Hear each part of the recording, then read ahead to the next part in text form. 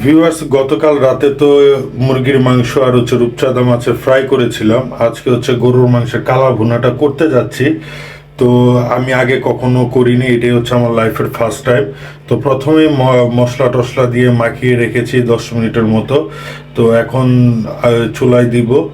তো দেখা যাক, ফাইনাল লুকটার জন্য অবশ্যই আপনারা আশা করি অপেক্ষা করবেন। ভিউয়ার্স, মাংসটা কষাচ্ছি, এখন কষানো হচ্ছে। তো এখন সবেমাত্র দিলাম, দেখি কি হয়, নতুন একটা এক্সপিরিয়েন্স। ভিউয়ার্স, অলরেডি মাংস থেকে তেল উঠে গেছে, তার মানে কষানো শেষ। এখন হচ্ছে আমার পানি দেবার পালা। পানি দিয়ে দিলাম। তো ভিউয়ার্স, এটা হচ্ছে আমার কালা ভুনার ফাইনাল লুক। তবে জানি না এটা কালা ভুনা হয়েছে না সাদা ভুনা হয়েছে। তবে টেস্ট করে দেখছি, অনেক টেস্টি হয়েছে।